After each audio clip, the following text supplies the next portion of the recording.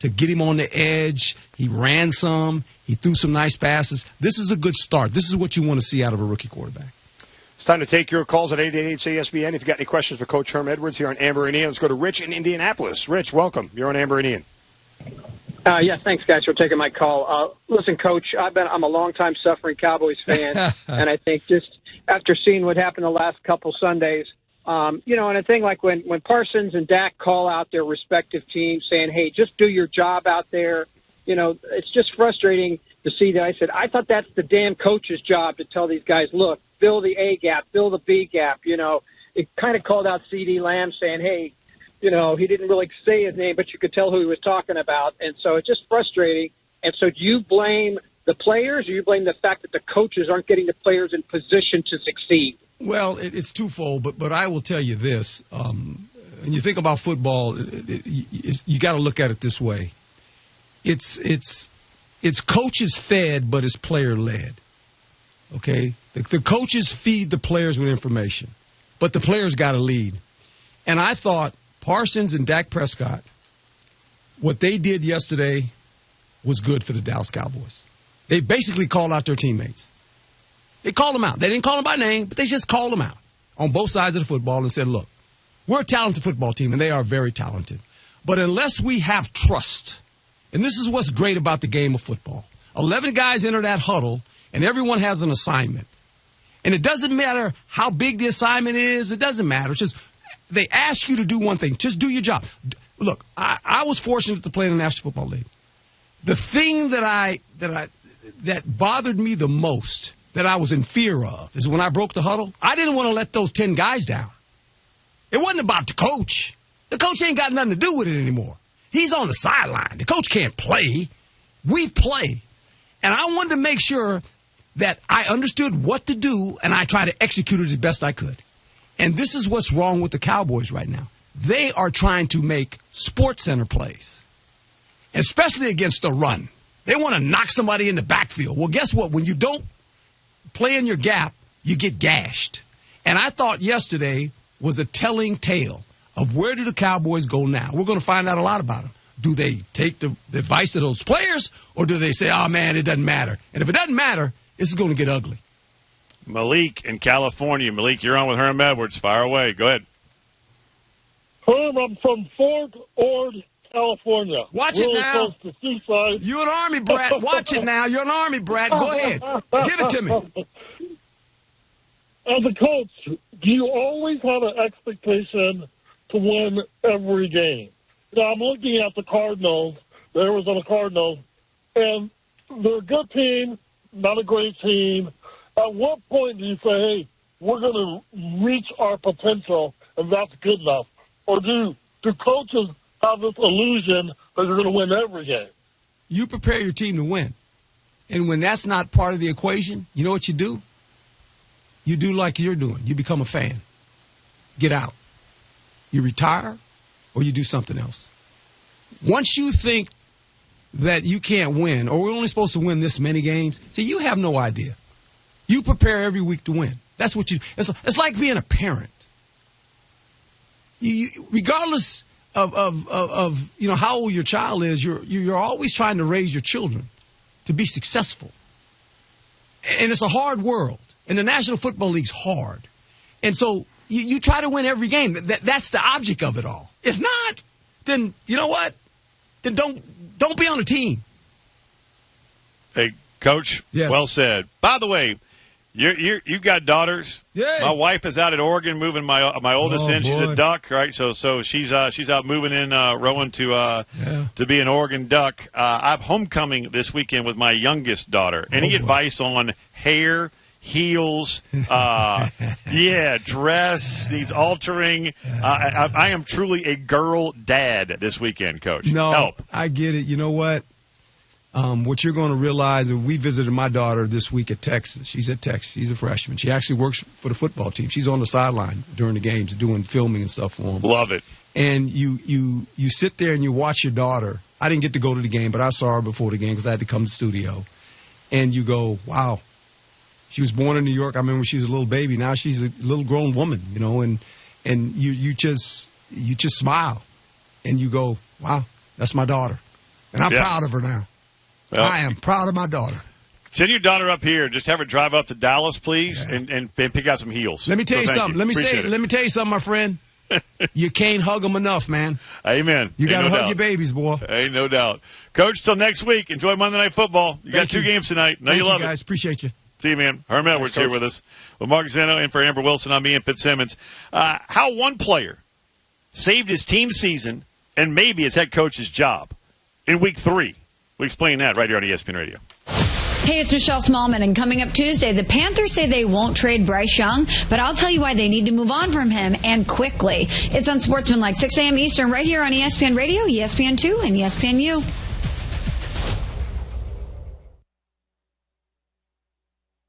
Tommy! I can't wait for golf this weekend, huh, buddy? Time flies. Love you, man. Oh, don't forget your knee brace again. We aren't in college anymore. Moments together matter, so help protect yourself from RSV. If you're 75 or older or 60 plus with a chronic condition like asthma, COPD, heart disease, or severe diabetes, you're at higher risk of landing in the hospital from RSV, and there are no prescription RSV treatments. Check eligibility and schedule your RSV vaccine at vaxassist.com. Sponsored by Pfizer. Are you ready to unleash the beast? Monster Energy is here to give you the edge this college tailgate season. Loaded with bold flavors, our powerful blend gives you the energy you need to push you beyond your limits. Tune in all season long with Monster, the energy drink of ESPN Radio College Football Tour. Power your performance with a drink that's as hungry for victory as you are. Crack open an ice-cold Monster and dominate your competition. Monster Energy. Unleash the beast. Grab yours today. If you're a facilities manager at a warehouse and your HVAC system goes down, it can turn up the heat, literally. But don't sweat it, Grainger has you covered. Grainger offers over 1 million industrial-grade products for all your operations, including warehouse HVAC maintenance. And even better, they offer access to experts and fast delivery, so you and your warehouse can both keep your cool. Call 1-800-GRAINGER, click Grainger.com, or just stop by. Grainger, for the ones who get it done. Mike Greenberg. Greeny. No one plays their quarterback in the preseason. You can't. You cannot run the risk of a guy getting hurt. September is really going to turn into what the preseason used to be, that we really cannot take too much from what we see. Let's just use Aaron Rodgers as an example. He's knocking off rust. He hasn't played in a game in 2 years. He quite literally hasn't played in a game in 2 years because he didn't take a snap in the preseason either. So he hasn't taken a snap in which he had a helmet and shoulder pads and a crowd and noise and a play clock running down and the defense is jumping around and doing whatever they're doing. And all the things that go into being a quarterback in the NFL, many of which we probably don't even think about, they have been involved in quite literally zero of that the entire offseason, going back to last, in some cases, January, in most cases, December. And it's probably going to stay that way, right? I would rather have a bad week or two than lose my quarterback in the preseason. Greeny with Mike Greenberg. Weekday mornings at 10 Eastern on ESPN Radio. Plus, you can watch and listen on the ESPN app. And ESPN Radio Extra Point with Evan Cohen, Chris Canty, and Michelle Smallman. I mean, that's about as bad as it can get, right? Think about the home games that we've seen the Dallas Cowboys play. They got smoked by Smallman's Green Bay Packers in the wild card game last year. Sure did. They got boat raced by the New Orleans Saints in week 2. Mm-hmm. And then you follow that up by going down 28-6 at home to the Baltimore Ravens, a winless team going into week 3. I mean, guys, that's about as bad as it gets. I mean, is this feels like rock bottom for the Dallas Cowboys. Is it a rock bottom you think they could climb out of in order to salvage their season? Because I'm not so sure that they can. Well, I don't think. Well, they don't have a lot of time to lick their wounds. They're on the road this week against the New York Giants, who just got a big win on the road against the Cleveland Browns, Evan's Super Bowl team in the AFC this year. Right. If you're the Dallas Cowboys right now, all of the things that are ailing your team, you don't have a lot of time to get it fixed. ESPN Radio.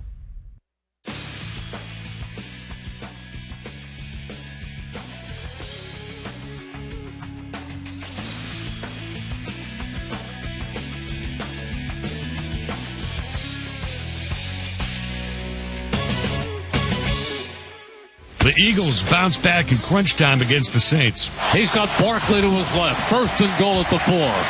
Game on the line. Motion. Give. Barkley up the middle. Touchdown! Eagles take the lead. I mean, obviously the game wasn't going our way. But we just never gave up. We kept trusting each other, kept grinding. To come in here and to get a win like that is special.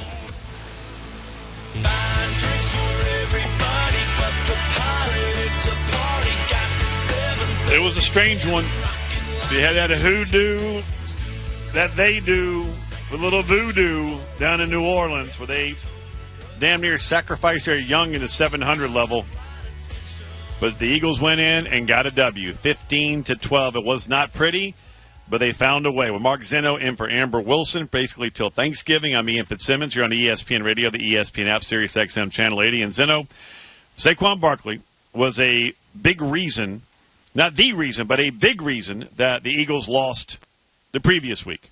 Drop pass against the Falcons. We all know what happens after that. Kirk Cousins gets in 2 minutes. The defense gives up the honey. Goes right down his Drake London right corner of the end zone. Bam, touchdown, ball game. Saquon Barkley, 17 carries, $147. Averages nearly 9 yards a carry, 2 touchdowns. And the big one was a 65-yarder to win the game. He not only may have, in week 3, which sounds insane, but this thing could have gone south in a hurry if they lose this football game with some of the decisions that were made during the game. Instead, they found a way to win. I don't care how it looks or what decisions were made during the game. You go on the road in the NFL against a team that was 2-0 and the talk of the NFL with the way they played and get a win. I give you a little tip of the cap. Move on to week 4. You came away with one. What do you think? I say it all the time. I'll continue to say it because it's always going to be true. No one cares how you win. They only care how you lose. Right? Yep. It does not matter. Amen. The wins are forgettable. The losses are unforgettable. So it doesn't matter that he might have botched a game situation. And I'm sure Eagles fans and people will bring it up down the road if he makes another mistake. Of course, they'll go back to it and say how lucky he was. You're not necessarily wrong about that. But at the end of the day, nobody cares how you win. It only matters how you lose.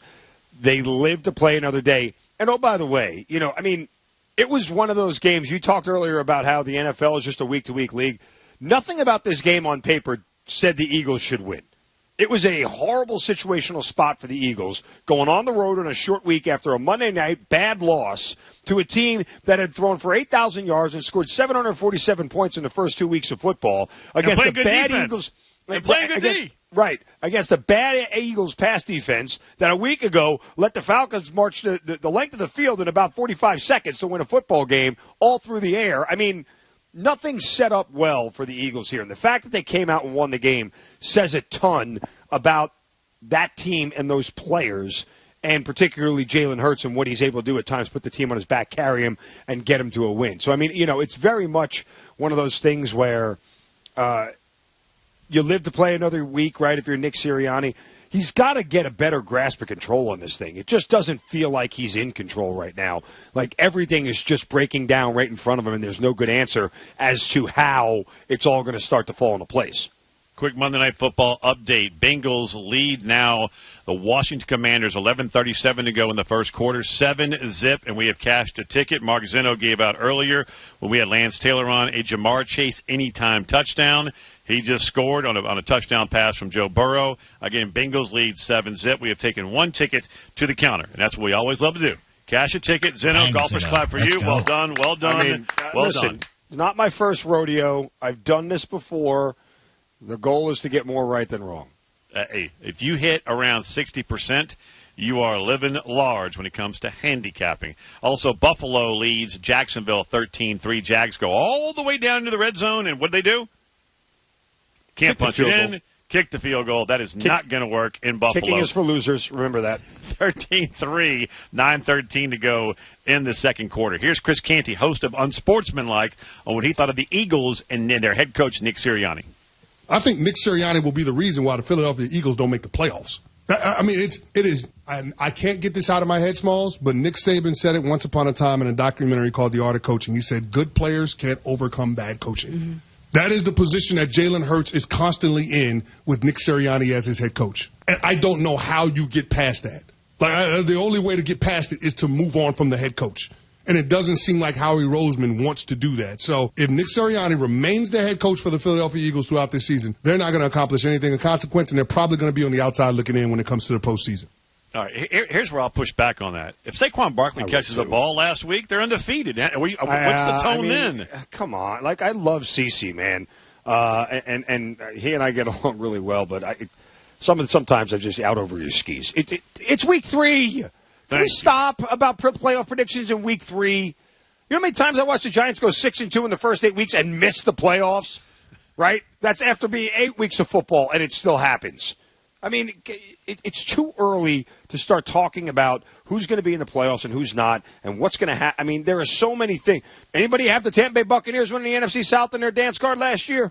Anybody? Nope. Bueller? Raise your Okay, thank you. So let's not start writing the end of the NFL season for Nick Sirianni just yet. I mean, look, again, it doesn't feel good. Right now it feels like you're riding on a bicycle with no seat when you're the Philadelphia Eagles. It's just uncomfortable here for a little bit. You know, we got to work this whole thing out a little bit more. And, Ian, you know this. Winning is the ultimate panacea. It fixes everything. Keep winning games, and everything's going to be fine. So, you know, I'm not really ready to say that Nick Sirianni is the reason that the Eagles will miss the playoffs. There's a whole bunch of other things that could happen. Oh, I don't know, injuries, a whole bunch of things that have nothing to do with coaching along the way. I mean, it's really tough at this point in time for me to sit here and make any declarative statement about the Eagles. And to your point, one catch or, if they were smart enough to just run the ball on 3rd down and run the ball on 4th down, and make the Falcons go the length of the field with about 12 seconds left, well, then, they win that game too. But we digress. So, nonetheless, Eagles, I'm not too worried about them at this point in time. No, and again, going back to just things that happened yesterday alone in the NFL. I mean, Bo Nix and the Broncos go down and donkey kick the Tampa Bay Buccaneers. Who had that one coming?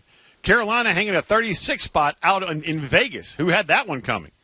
I mean, it is truly a week-to-week league. But, again, if he catches that ball, because it was a good play call. It worked.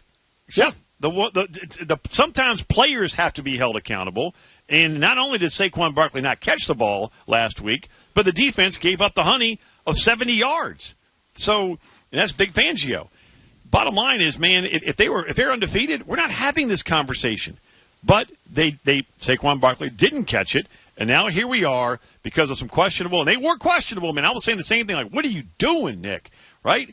But especially on 4th down calls and 3rd down calls. But bottom line is they found a way to win and get a W on the road, and that ain't easy in this league. No, and you should never apologize for any road win in this league, period. Absolutely. There's no reason to. I mean, look, the Eagles have a lot of things in front of them and time to get it fixed. If they do, it'll be because Nick Sirianni helps get it fixed. Yeah, and Kellen Moore and Vic Fangio and the leadership on that football team. I could not agree with you more. All right, coming up, he's Mark Zeno in for Amber Wilson. I'm Ian Fitzsimmons. Quick update. It's still 7-zip. Bengals on top of the Commanders, 19-3 now. Buffalo has scored again. That game is almost over with 5 to go in the second quarter right here on ESPN Radio, the ESPN app.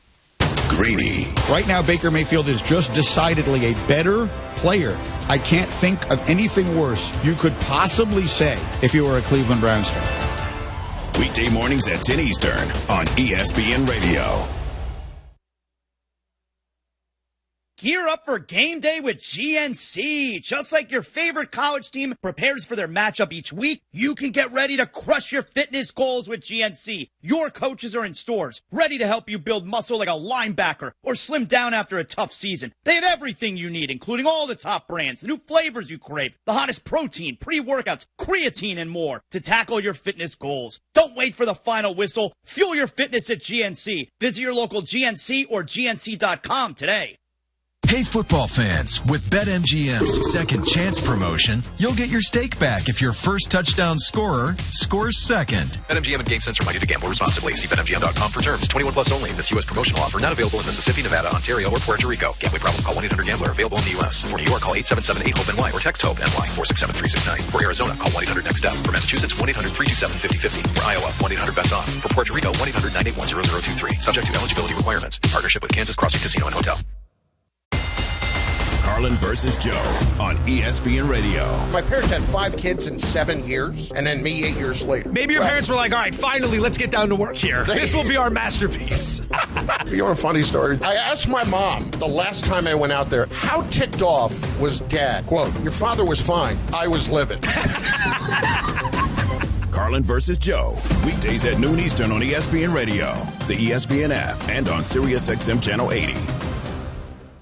The hunt for October continues on ESPN Radio. A 3-run homer for Pete Alonso. The last week of the regular season is here, and the race for the final 2 National League playoff spots is coming down to the wire. And 2 teams in the thick of it go head-to-head when the New York Mets face the Atlanta Braves. The Mets at the Braves. Coverage begins tomorrow and Wednesday at 6:30 Eastern, with first pitch at 7:20 Eastern on ESPN Radio. Beware the MLB wild cards. They're here to catch fire, to bring the heat, and light up the scoreboard. This is smoked. Because this is the MLB postseason. Buckle up. You never know what can happen. Where all it takes is one hot streak to make a run for the title. Welcome to October. The MLB Wildcard Series, October 1st through the 3rd on ESPN. Evan, Canty, and Michelle are unsportsmanlike. You don't have to go to the club all the time once you get into your 30s, 40s, and beyond, but that does not mean that you have graduated out of it just because you're an adult with bills to pay and real responsibilities. I would argue that you need it even more than ever, just like we as adults need naps just as much as kindergartners do. Unsportsmanlike. Weekday mornings starting at 6 Eastern on ESPN Radio and on ESPN2.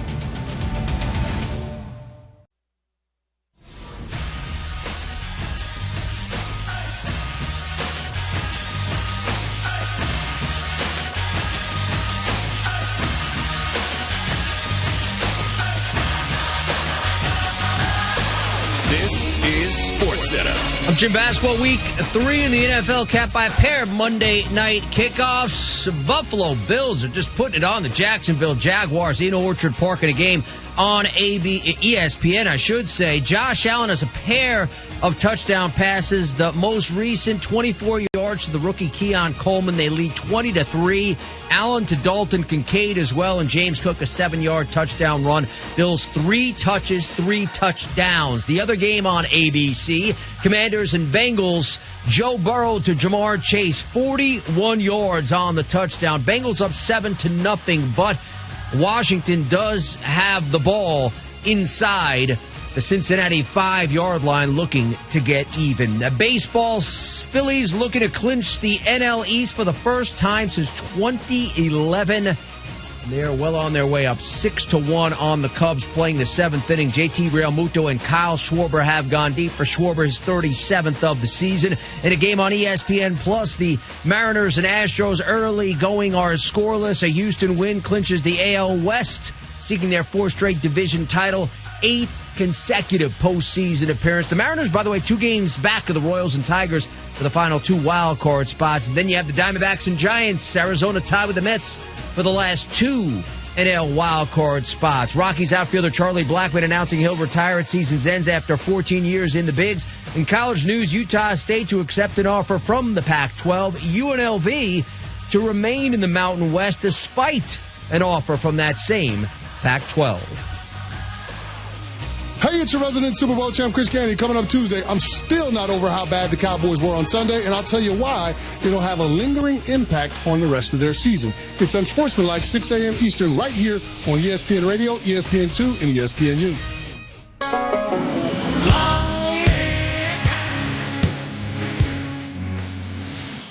What's Zeno? The venom he was spewing toward Jacksonville Jaguars quarterback Trevor Lawrence is medieval.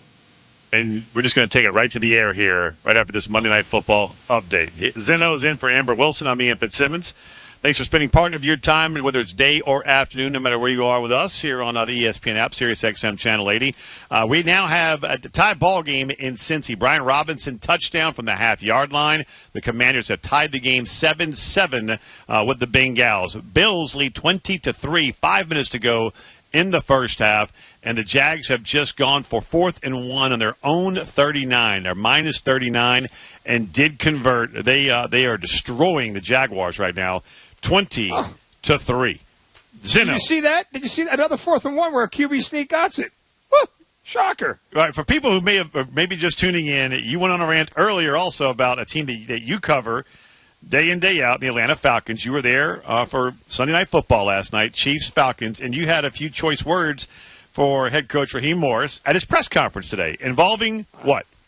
Involving a 3rd and 1 and 4th and 1 where you do not call a QB sneak when since 2017 to now, QB sneaks on 3rd and 1 and 4th and 1 have an 86% success rate.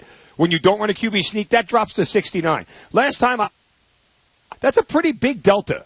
A pretty big delta, and 86% is pretty good as far as the conversion rate is concerned. So the fact that you didn't try a single conversion, or QB sneak rather, with Kirk Cousins to me on 4th and 1 and 3rd and 1 is maniacal. It's derelict coaching, in my opinion. It's derelict coaching. Yep, and Trevor Lawrence got it on 4th and half a yard. Yep. And then what does he do in the very next play? Threw a pick. Ian, look. To Damar Hamlin, by the way, which, hey, look, man, I mean, bow down to Damar Hamlin here. 4th year. We all remember the injury that he suffered on the field in Cincinnati. He just picks off Trevor Lawrence. Number 3 is celebrating like a world champion as they lead 20-3. And again, Trevor Lawrence throwing that pick. Tonight he is 7 of 14 for 40 yards. Obviously no touchdowns, and that INT to Damar Hamlin. Bad. Look. This is all predicated off of the fact that the Jaguars gave him a contract he absolutely did not earn. Okay? Like, you can't pay Trevor Lawrence based off of 8 good games and a playoff collapse by the Chargers. When your best achievement in the NFL is being on the other side of Brandon Staley and the idiot Chargers giving away a 27-point playoff lead, you haven't accomplished anything in this league. I get it, like, he's the number 1 overall draft pick and you drafted him, but you know what you can do? Just make him play out the string and franchise him and prove it, right? Like, I understand the contract goes up over time, but deal with that when it happens. Because, for my money, there are at least a dozen better quarterbacks than Trevor Lawrence in this league. Everybody wanted to crown this young man after they made the playoffs that year in a really bad AFC South. Everybody wanted to say he's in that tier with Mahomes and Burrow and Allen. He's right there. He's knocking on the doorstep. No, he's never been knocking on the doorstep, ever. He played 8 good games, dragged the Jaguars to the playoffs, okay, and got a playoff win. And then, oh, by the way, almost caught the Chiefs napping, okay, in a game in the playoffs. And all of a sudden, whew, he's the greatest thing since sliced bread. Let's do a simple litmus test here, Ian. I'm going to say a quarterback, and you tell me whether this year you would rather have Trevor Lawrence or the quarterback I named to start for your team. Oh, let's make it easy at the beginning. We might need some of your music for this one. All right, here we go. Okay. Come on, we got another list coming. Here we go. Oh, no. We will make this easy. We'll get the truth or lie in a moment, but yeah. Yep, come on. Yep. All right. We'll start with the best quarterback in the league, Josh Allen. James Steele is he's gonna spontaneously combust. He's gonna cut my mic off at some point. It's been 2 hours and he wants me fired already. All right, Alan, James, Alan you're stuck Lawrence. with him until Thanksgiving. So I know. I'm fully aware of this. Yeah, Allen or Lawrence? Come on, next. Okay, Mahomes or Lawrence? Got Next. it. Burrow or Lawrence? Next. Got it. Lamar. Next. Okay, Dak. Next. Okay, C.J. Stroud. Next. All right, we're at 6 already. Let's go to the old heads. Aaron Rodgers. Next. Matt Stafford. Next. That's 8. Jalen Hurts. How are you even thinking about this? Does Trevor Lawrence win that game yesterday in Philadelphia? No, Saquon Barkley did. Okay, all right, just checking. You can say no if you want. Knock yourself out. I got plenty more. That's not a slam dunk like the first 8 for me. Go ahead, continue. Okay, well, we'll put Herbert to this. Hurts to the side. Justin Herbert. Yep. Next. Okay, thank you. Ready for this? Brock Purdy. Next. Okay. Kirk Cousins. Achilles, age. Yeah, I'd probably still take Cousins for a couple of years. Okay. Tua and his eggshell head. No, because I don't think he's playing again. And if he does, he might only last yes. a game, so no. Who's had a better career to this point? By a wide margin. That's a different question. Tua. Okay, I'm just saying the production is there. Kyler Murray. Kyler, even though film study, work ethic, all that stuff, that's a question. Jared Goff. Goff. Okay.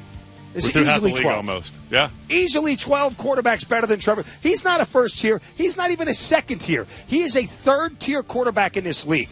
That is just the reality. That's not to knock him. But for a number 1 overall pick who came out as touted as Andrew Luck, for him to be this deep into his career and a third tier quarterback, you don't pay him that contract. That should have been readily obvious to everybody's eyes that he needs to play out the string. Because if he wasn't the number 1 overall pick, he would be doing what Brock Purdy has to do right now. Play out the string. Right? That's the difference. I mean, you paid him based off of his college career, not his NFL career. And that's a mistake by the Jaguars. And the going rate, right? I mean, he was up against it as far as his rookie clock, and he was up against it. And the going rate was 50+. And the hardest position, but the hardest thing to do in professional sports is find a quarterback and evaluate a quarterback. There were more busts than booms when you look at first-round picks throughout the history of the game. I mean, Bill Polian once told me, I told this story last week, Mark, and it's true. I mean, we're driving after calling a Patriots game back to Bristol, Connecticut on Route 6. And I just asked him, how close were you to taking Ryan Leaf? And he took me through the entire process. Think about this now. Peyton Manning or Ryan Leaf? And he said he went and watched every single throw that they both made in college twice. Walks into the film room where the great Tom Moore and the late great Howard Mudd are in there just going start, stop, start, stop. And he walks in going, I'm not sure about Manning. Howard Mudd looks up and goes, what? So he's not very accurate beyond 57 yards. He goes, great, we won't call any plays beyond 58. We're taking Manning. Right? I mean, that's how crazy these guys get. That's a man who's in Canton. That is Bill. But they really, we all think that they know, and we all think we know, and that story just stands out right there. They will second-guess themselves to the end of the earth when it comes to a quarterback to make sure that they get it right, and most of the time, you can't. I'm not grading their drafting or scouting ability here. I'm grading the front office based off of giving a contract to a guy that had more questions than answers. The same thing that the Packers. Notice I left Jordan Love off this list because he's got the same exact resume. He's played 8 good games and a playoff win. That's it. You can't pay that guy. It's okay, Ian. It's okay to make guys play it out. This is the point of the franchise tag. It is 100% okay to say prove it. And then when you don't show it to me and I don't feel it, I'm going to make you prove it again. It's okay to say no. I get that you don't want to be the Atlanta Falcons the last 2 years and searching and scrambling for some semblance of competent quarterback play. That is purgatory. That is hell. It's not where you want to be. And I agree, dancing with the devil you know helps, but that doesn't mean you have to marry the devil you know. You could just dance with them and make the dance and make the song finish and everything else. Like, you don't marry a girl who isn't giving you the 100% thumbs up that we're all in on this thing. So the Jaguars didn't need to give this contract out. They could have waited and made him play it out. And guess what? You're still in the same spot of searching for a quarterback regardless. Because if Trevor Lawrence plays at the level he's playing now over the past season plus, you're in the market for a new quarterback anyway. You can't win with the guy. He's Mark Zinno. He's passionate. He's in for Amber Wilson. I'm Ian Fitzsimmons. We are presented by Progressive Insurance. Save on commercial auto insurance from Progressive. Get a fast quote at progressivecommercial.com. Monday Night Football update, 2:55 to go in the second quarter.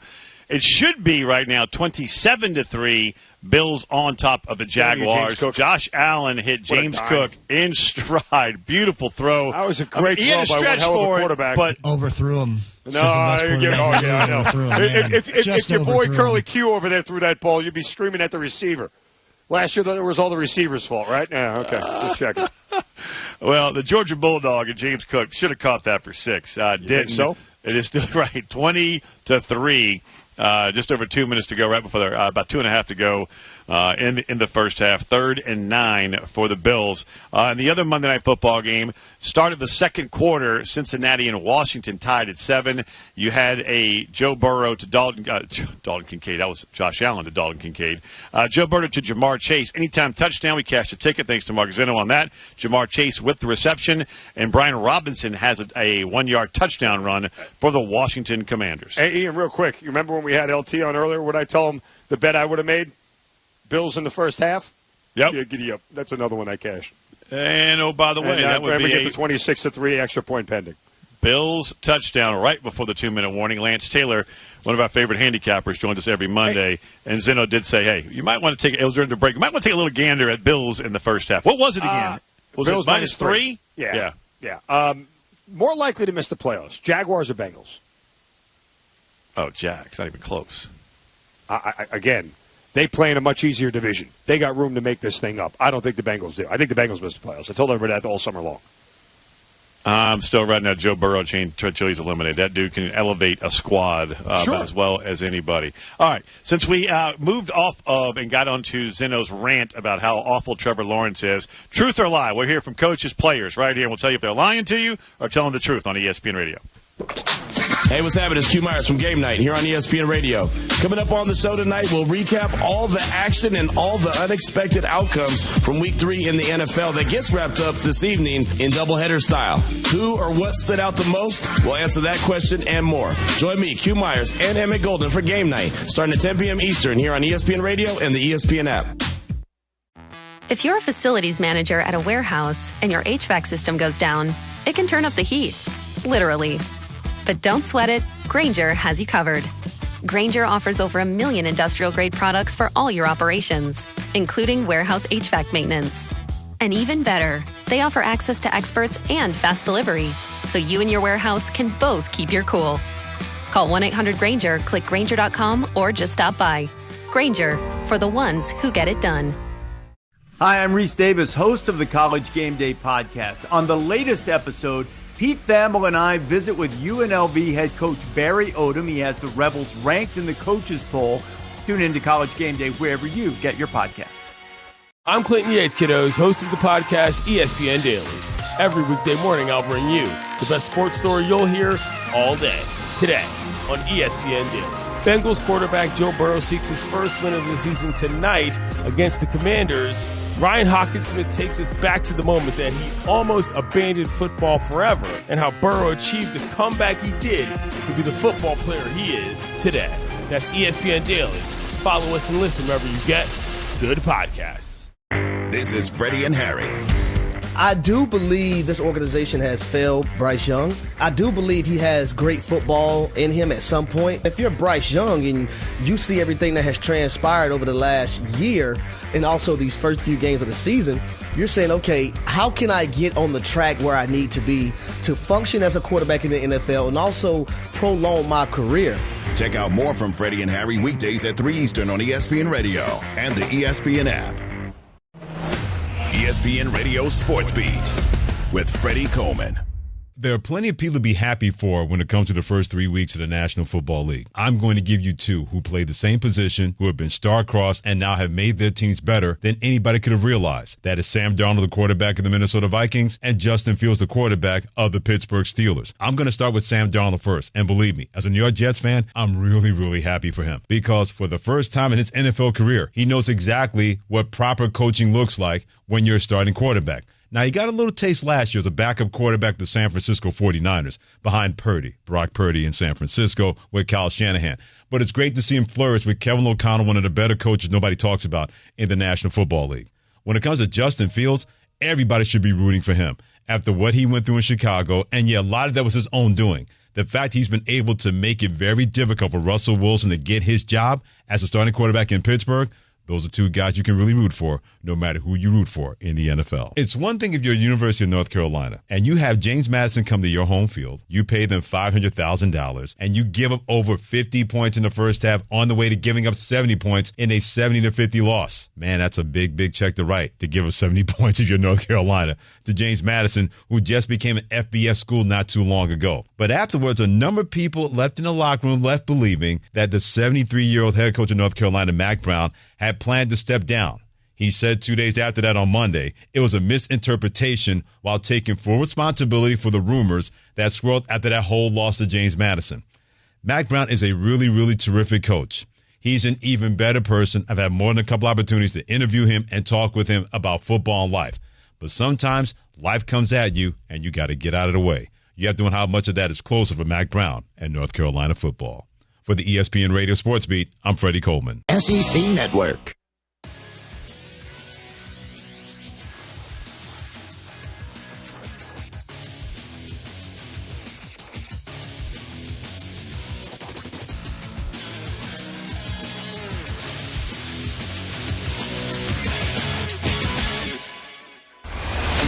giving us the inside scoop? What I'm about to tell you is top secret. Or are we being held out of the loop? Our game plan is simple yet complex. This is Truth or Lie. I will give 110%. With Amber and Ian. Coaches and players around the NFL and college football said it. We react to it. Are they telling the truth? Or just bold-faced liars? Mark Zeno in for Amber Wilson. I'm Ian Fitzsimmons here on ESPN Radio. We are presented by Progressive Insurance. We turn it over now to our producer, James Steele. James? Hi, guys. Come on now. So we had the Ravens kind of blow out the Cowboys. Then it wasn't a blowout. But after the game, Jerry Jones has to talk. And a significant addition to the Ravens offense in the offseason was Derrick Henry.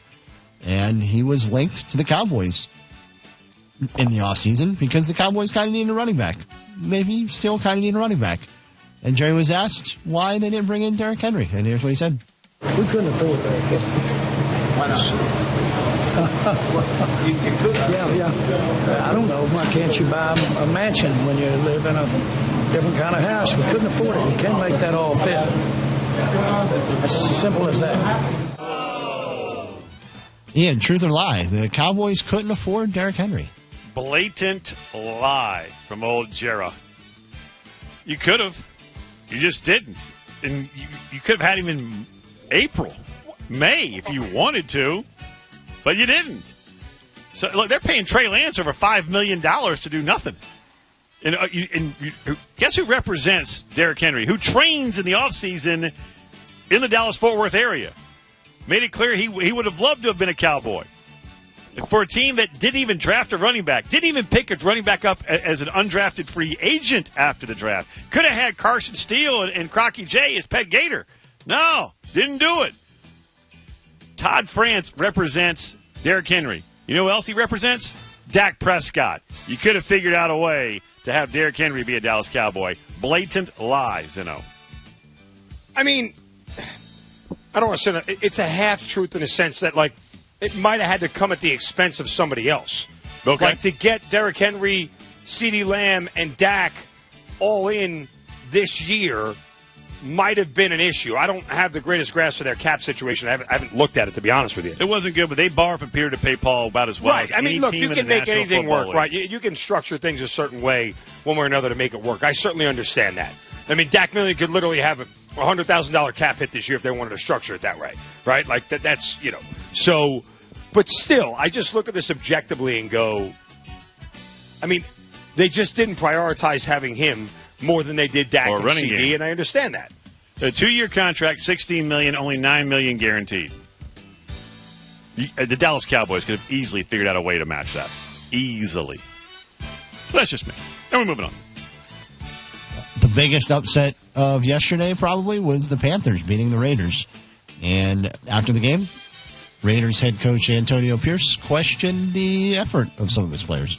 No, they didn't. I think as the game went on, I don't think it was a team. I think there was definitely some individuals that made business decisions. And we'll make business decisions going forward as well. Zeno, truth or lie? Players on the Raiders were making business decisions yesterday. I think that's more open coach speak. I call that a lie. I think the coach is just trying to motivate his guys after a bad loss to a team that nobody expected them to lose to, and it's just a way to get his guys, put his guys on notice that guess what, your job is insecure here, so we can move on from you if we have to. But in the bigger picture, guess what? This whole Antonio Pierce thing that was all good vibes and lovely feelings last year. Welcome to a 17-game season, Coach. It's a whole different world. What he said. By the way, update, Monday Night Football, 1:12 to go, second quarter. Bills lead the Jags 27-3. This is hard watching this Jacksonville Jaguars team right now. The offense is horrendous. The defense is horrendous. Now, special teams, you've got a gunner that goes down. There's no fair catch. Ball bounces on about the 20-yard line. No fair catch called. Gunner runs right by the returner who just catches the ball on the hop and returns it 20 yards upfield. This is hard football to watch in Buffalo right now. Back to you, James. Here's an easy one. Justin Jefferson, after the game, he was talking to, who was he talking to? Eric Stratton, Rush Chairman? Kimberly A. Martin. Kimberly A. Martin.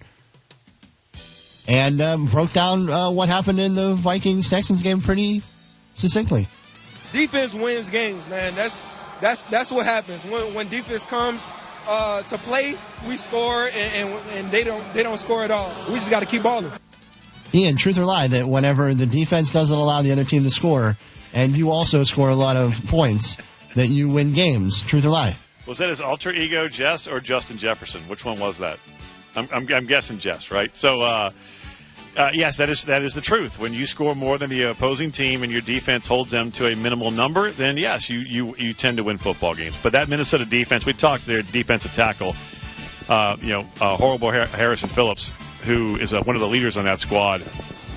And they're good, dude. They are really good. But to answer your question from Jets there, yes, that is the truth. Score more than your opponent. Defense travels. Even if it stays at home, you win football games at home. Carry the two. Yes, that's correct. I agree. Yes. Yeah, that's math. Thank you. We're not doing long division right now, right? No. I don't think that was a requirement to work here. The Steelers are 3-0. They scored 20 points yesterday. Here's Justin Fields on his performance and if he's proving doubters wrong. I'm not really worried about that. I'm more so into proving, myself, right. I know, what kind of player I am. I haven't changed kind of my whole life. So at the end of the day, my teammates help me be great. So shout out to them. Shout out to our defense. Shout out to everybody else on the offense for pushing me each and every day at practice. It's just a credit to them. So I'm definitely, glad and just feeling good to be in this position, to be honest with you. Is it no truth or lie that Justin Fields is proving his doubters wrong? No, because the offense still isn't very good. I mean, it's like saying, I'm proving everybody wrong that I could ride a bike, but I still have training wheels on it. Like, this is not a person who has command of the offense yet. And I think the world of Arthur Smith. I think he's actually a great coach, despite what people in Atlanta say and people around the country say about him.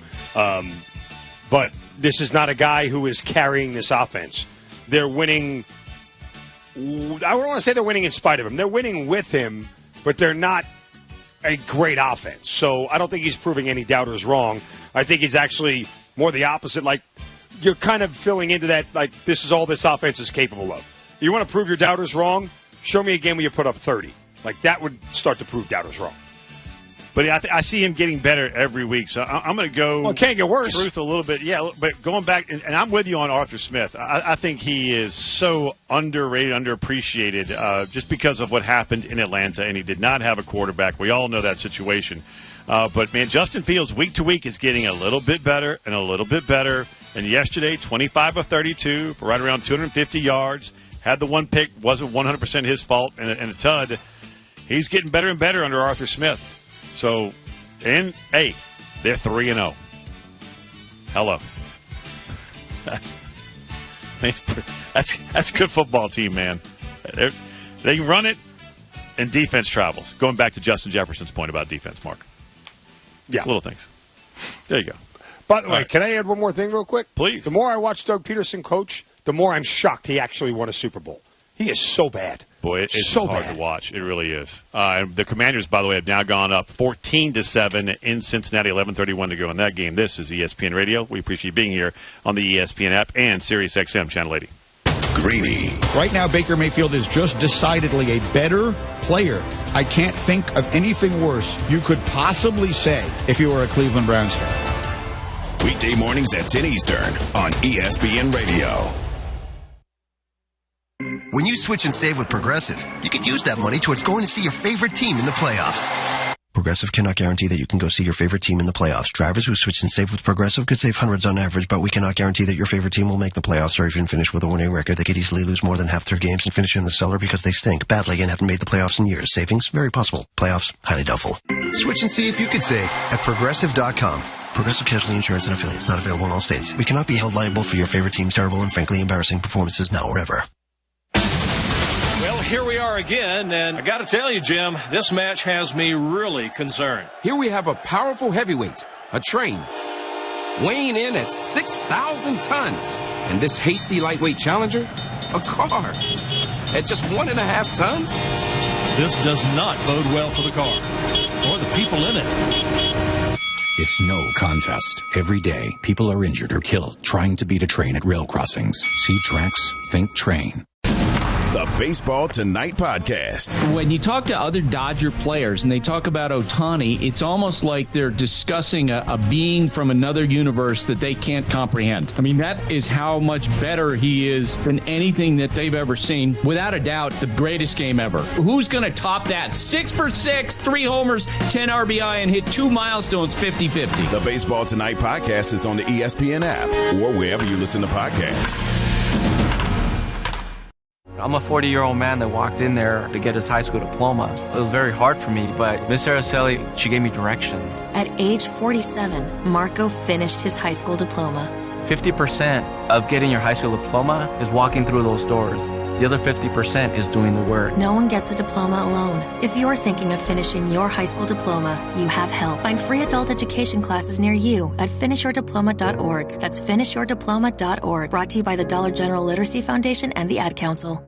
And the ESPN app.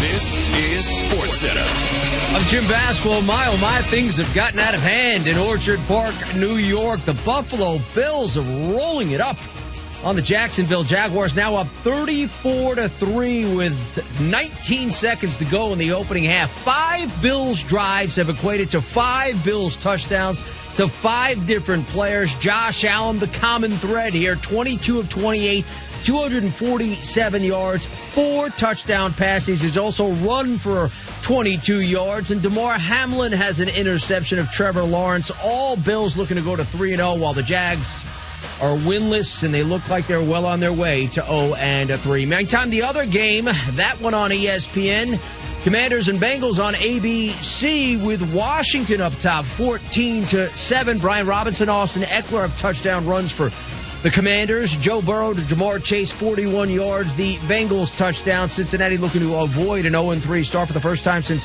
2019. From baseball, the Philadelphia Phillies 3 outs away from clinching their first NL East title since 2011.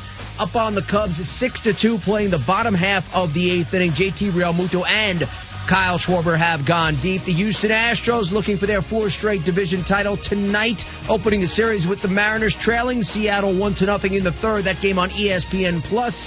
Astros, if they clinch, would be their 8th consecutive postseason appearance. The M's 2 games back of the Royals and Tigers for the final 2 wild card spots in the American League. And Giants and Diamondbacks, Arizona tied with the Mets for the last 2 wild card spots in the National League.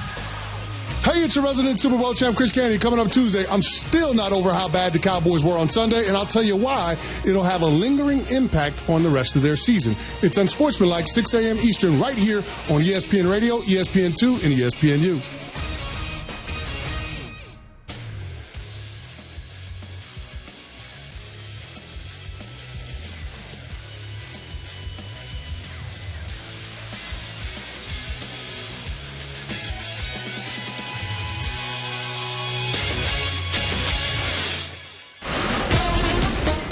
Miami, Florida, to Dallas, Texas. I'm ready. How about them Cowboys? To you. This is Amber and Ian on ESPN Radio, the ESPN app, and on SiriusXM Channel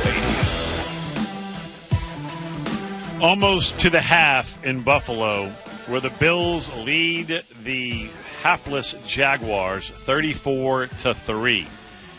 Right now, I would say, can we have a running clock in the second half in Buffalo? Because this game is beyond torture. Yes. Well, I agree with you. It's so hard to watch. My eyeballs are bleeding right now trying to watch the Jacksonville Jaguars. In any phase of the game, offense, defense, or special teams, they are setting football back decades. Decades. I'm just focused on the Buffalo Bills and the eliteness of their quarterback and how good he is. So that makes me smile. It that really makes does. me happy. Yeah. By the way, quick side note. You Yep. mentioned the running clock. Okay, well, I agree just for the expediency of this whole thing going on. I had a similar situation with my kids' flag football league. I coached my twin boys in flag football. It was week 2. Like, we were getting murdered. Like, we just, we had a couple of pick sixes thrown. And so they played 4 quarters. and it's in the third quarter. We're down 32-6, and the refs come up to me and say, "Hey, coach, so here's the deal. The other team doesn't get to play offense, until you guys score another touchdown. Like, don't if you show don't get me it, mercy. Don't if you don't get it, you have to go back to the beginning and start again." I go, "Absolutely not. We are not doing that." He goes, "What do you mean?" I go, "We're playing the game as normal. We'll have to learn to stop them. Go back and do your job, ref." And that was the end of that conversation. I respect the hell out of you. I will for have doing no that. part of that whatsoever. There's nothing worse than being shown mercy. Listen, I'm in step. There 100%. were some of these kids who had tears in their eyes because they were losing and losing bad. And I told them, not in these words, but I was like, "Hey, suck it up, Buttercup. Let's go. Got to play football still, right?" But there was no way I was going to allow. Life's hard. I was not even going to put that note in their brain.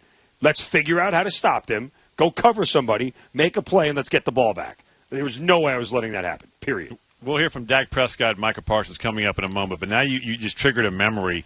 This is a life lesson type deal. With Mark Zeno, I'm Ian Fitzsimmons here on ESPN Radio, the ESPN app, Sirius XM Channel 80. He'll be in for Amber Wilson, who's on maternity leave till right after Thanksgiving. Zeno, so I was doing a show in Columbus, Ohio with Captain Game Day, Kirk Herbstreit, and before us was Chris Spielman, the legendary Detroit Lion, Buffalo Bill linebacker on cover of a Wheaties box in high school, right? Well, remember the Lions got to the NFC Championship game when Spiels was there, and they're playing the Washington then Redskins, and one of his former teammates at Ohio State is Jim Lachey, part of the Hogs back then. Remember, Washington trucked them, and I do mean trucked them. It was like 54-10. I mean, it was just an absolute beatdown of epic proportions. And Washington is on the 3-yard line with about 3.5 minutes to go in the game. And Joe Gibbs says, "Take a knee." What does Chris Spielman do? Calls timeout and screams at the Washington bench, "Don't show mercy. Run the ball." He doesn't curse, right? But he's like, "Run the ball. Run a play. Don't show mercy." Gibbs is like, "Oh, God, okay." Well, guess what the second play was? Washington takes a knee. What does Spielman do? Calls timeout again. This time he runs over to the Washington bench, gets right in front of Joe Gibbs, and is screaming at him to run a play. It is humiliating to show mercy, run a play. At that point, Jim Lachey walked over to his old teammate going, "Look, man, we just want to go home. You lost. We won't show mercy." They ran a dive, whatever. They didn't score, and the rest is history. But to your point, Chris Spielman, 1,000,000% agrees with you. Whether it's Pee-wee, flag, or professional football, I don't care what walk of life you're in, it is worse to show mercy than it is to actually run another play and possibly score and run up the score. I'm with you. So is 36. Life's tough. Get a helmet. That's all I can tell you. Now, let's get to the Dallas Cowboys here on ESPN Radio as we are presented by Progressive Insurance. You can also hit us up on the Dr. Pepper call-in line at 888-SAY-ESPN, 888-729-3776. The Dallas Cowboys are in a lot of trouble. They can't stop the run to save their lives. It is unbelievable. They had won 16 straight games at the Death Star, Jerry World, in Arlington, Texas. They have now dropped their last 3, going back to that punking that Green Bay gave them last year in the playoffs, then to the Saints last week, and now to the Baltimore Ravens. Dak Prescott was posed the question, what do you need to do? Here's the question. Here's his answer. Here's the Cowboys quarterback. Us as players, we've got to be more professional and understand our jobs, understand where we're supposed to be, and do that time and time again and keep our focus. You said be more professional. What do you mean by that?